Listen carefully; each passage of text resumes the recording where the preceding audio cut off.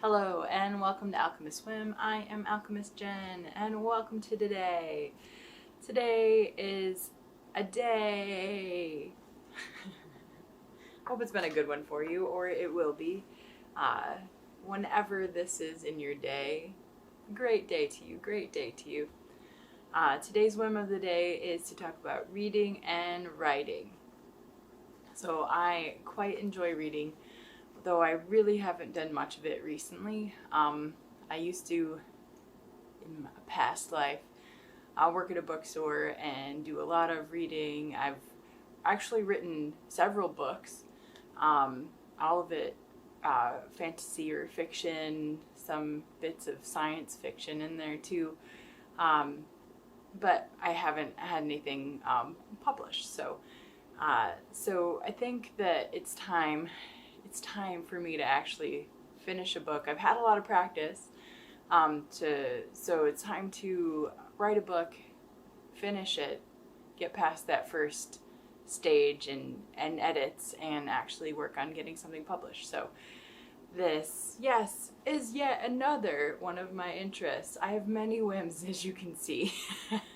The fount is endless, and there will be many more things that I will reveal to you, or that maybe I don't even know are my whims, and they will just be added on there. So today's whim, reading and writing.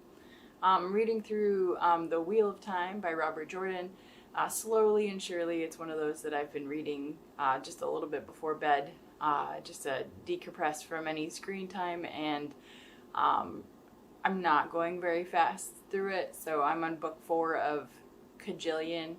I mean that in a good way. I love where that's going, and I've not seen the TV show. No, I've not, but I'm enjoying the books, and yeah. So that's where I'm doing that. I'm reading some Brandon Sanderson. So that's great too. Obvious connection there too. Just interesting facts there, because Sanderson took over for Jordan after he passed. So yeah. So those are things that I'm kind of working through in a long-term sense. I just pick up here and there, but I'm gonna try to be more intentional in reading some middle grade fiction and into young adult fiction, because those are things that I've really enjoyed, and I've enjoyed writing, and I cherish the developmental stages of the readers, no matter what the age. You know, it doesn't matter whether it's a younger person reading it or an older person reading it. There's often a broad scope of readers in that category. So I'm just, I find that there's also less structure on rules. You can play with imagination. You can ask questions differently. You can get different answers. There's more possibilities sometimes to the outcomes. It's less structured. So I find more playfulness there, as you can see. I mean, I like bright colors. I like to play. I like to kind of test things and also leave proof that there was a journey involved. So I'd like that you can do that very, I think, well, and that that developmental time frame for reading as well as writing, and that the genres as well as the ages. So that's what I aim to do. And then I picked up a book today. I've not actually read this. So Howl's Moving Castle, phenomenal, and I just have not read it yet. So this is my first time through it. So I'll probably give you some, responses to it. It might impact some. Maybe I'll make some creatures or things that that come from it or inspired by it, or maybe it's fun because there are things that once you ingest it, it becomes part of you, so it might come out in a way that you might not expect. I appreciate those type of things, and I guess that's what I like about in children's books in general, is there's so much more potential for imagination. Like Lewis Carroll's a quote, you know, having 6 impossible things before breakfast, and you know, the Queen of Hearts is just is a beautiful thing. Just to imagine that, you know, we're not as closed into our lives and our thinking as we have been led to believe, and so having more freedom in that is kind of intriguing. So, and having more control over our lives kind of is intriguing as well. So I picked up a fancy blank book. It's pretty. I'm so excited. So I can start writing. I have picked up bigger ones before, but I, you know, for the age level I'm going for, and for the spread of words, I figured this is a good place for me to start for a first draft. And then what my process has been, and what I think it will be with this, is to handwrite it and then to edit and, you know, switch things around as I go to type it. It's a thing that works for me, and I can get, I kind of streamline it that way too, so it becomes a little bit more organic in the beginning, and then I get 2 things at once. Being able to type it and edit it at the same time, I find it's a little bit easier to process and make sure that my stuff makes sense. It gives me a fresh look at it, because I'm taking it from the handwritten to a typed thing compared to a typed thing to a typed thing. It's easier for my brain to wrap around it and understand that it needs to have more depth, or I usually add more detail, more descriptions. So yeah, I've done a little bit of writing if I know I have a process to it already, right? So I also want to talk a little bit about fountain pens. This one is my first one.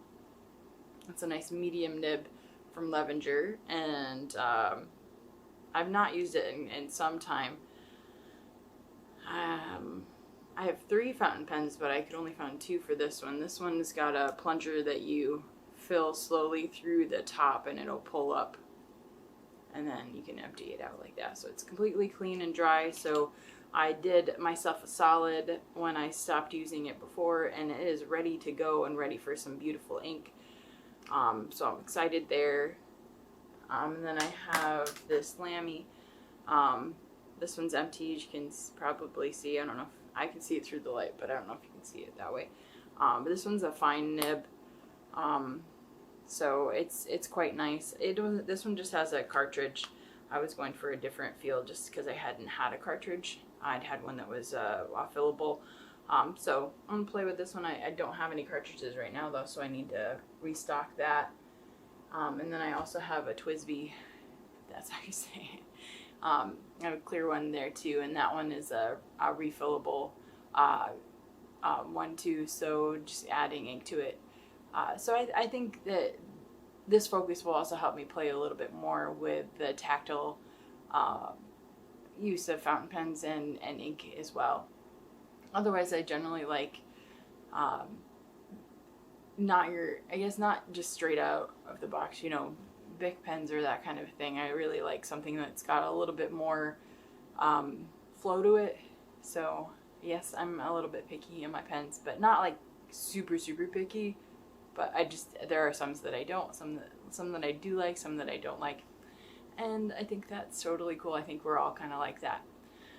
So I'm excited to write. It's been a long time. I don't like to write at home. A lot of people probably feel that way too. I like to have no other distractions or things that I can put up in front of it. So I'm, you know, looking for a good place to go. Recently got a library card, went to the library, and I was like, this is a good place to write. It's also got lots of books in it, and that's inspiring too. So, you know, there's also coffee shops and things. So I'm just gonna explore and see where my happy place is for writing. Yeah, that's what I got going on right now. I'll talk a little bit about this tapestry too, since I have it up behind me. It is falling down. Let me see if I can pull it up by my fancy trick of having my fabric draped over the back of this. And I don't know if I've actually gained any progress there or not. A little bit. Sorry. Okay. Stuff happens, right? So this one has aliens and alien abduction or alien invasion, depending on how you look at it. or just, you know, on homecoming. Maybe that's the right way to look at it. And then I stuck my swirly filigree corner blocks in the middle just to kind of give a nice square pattern. Move this way and that way. I've got my jellyfish and my cow and my cup of heart cup with a cup of love in that one. And then I have a person, a cat, and a mushroom in this one. So that's that tapestry. Again, it's ice side. I say again, you might never have even heard me before or even known that I exist. If you didn't, that's okay. I welcome you anyway. Maybe you'll stick around.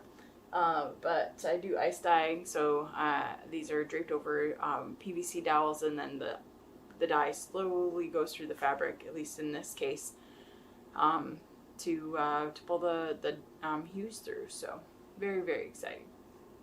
So that's what's up today, and we'll see where the whim goes tomorrow, where it takes us. It could be anywhere, it could be anything. I'm hoping to do some printmaking. So I still have to work on the bandanas, which we started a couple days ago, and they needed just a little bit more time to print on. They're still quite smelling earlier, so like I could really smell the ink.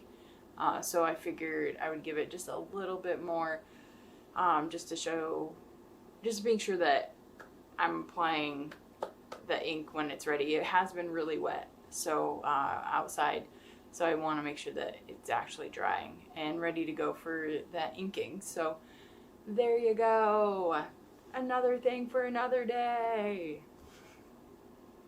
All right, well, you have a good one. It's been great having you, and I'll see where the whim takes us tomorrow. Toodaloo.